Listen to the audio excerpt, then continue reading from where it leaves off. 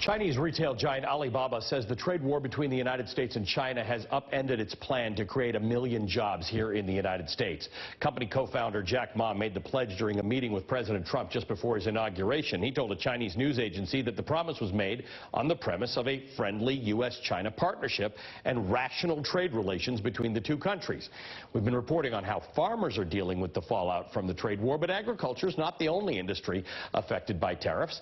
In its July report on current economic conditions, the Federal Reserve reported that while the U.S. economy is in good shape, manufacturers in all districts expressed concern about tariffs, and in many districts reported higher prices and supply disruptions that they attributed to the new trade policies. And dozens of trade groups, including the U.S. Chamber of Commerce and the National Association of Manufacturers, say the tariffs will lead to the loss of thousands of jobs. But not everyone agrees with that argument. The American Alliance of Manufacturing supports the president's tariff. Its president, Scott Paul, joins me now. Scott, talk to me about this. We're hearing from people who say that the tariffs and the counter tariffs mean it's going to be harder for Americans to sell their products overseas, something we've been succeeding in doing more and more of over the last few years. Why do you agree with them? So I will say that I'm hopeful that the tariffs lead to change. Tariffs for the sake of tariffs aren't worth doing. And so this has to result in a rebalancing of the trade relationship with China. We've talked to a lot of manufacturers. I talked to hundreds of them last week.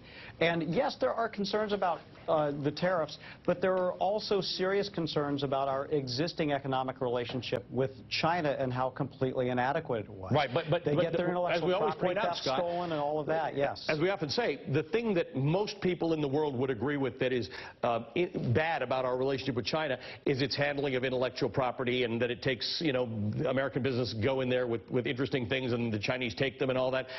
This does feel like a blunt instrument to deal with a fairly specific matter.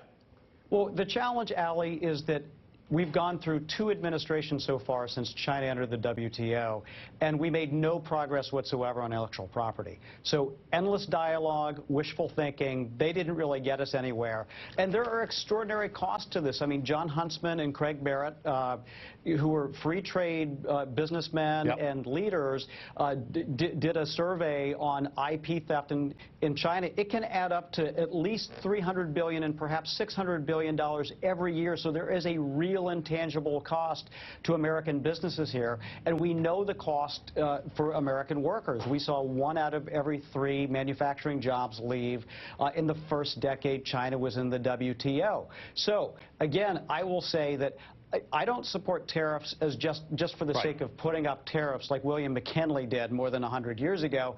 They have to lead to something. Right. And if they can lead to progress on this and get us a little more leverage than we otherwise would have, then I think a lot of businesses are okay. They'll say, we'll take the medicine if the outcome is going to be tariffs that lead to lower tariffs or whatever, lower trade barriers are the goal. The danger with doing it the way we're doing it, and I got your point about the danger of negotiating and not getting anywhere.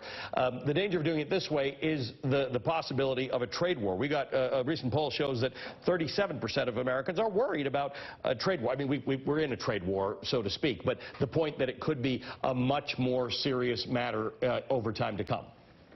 Right. Although I will say that I think most Americans are willing to give the tariffs a chance. And you've heard this articulated by even Speaker Ryan. Again, Paul Ryan, very free trade Republican, who says, I'm willing to give the tariffs a little more time. Right. And what we found is that's where most Americans are right now. They're either outright for the tariffs or they want to give them more time, but there's very little support for withdrawing them at this point. And again, this is a test. We have not tried this approach before, but we have tried the approach of endless dialogue, and it didn't really get us any outcomes. I mean, the ball is in China's court. How will they respond? Will they make some changes under the radar? Will this fundamentally shift our relationship? That's the outcome that folks in American manufacturing and the workers on the factory floor are seeking. Now it's time for the Trump administration to deliver that. Scott, good to talk to you as always. Thank you for joining me. Scott Paul is the president of the Alliance for American Manufacturing. All right, with the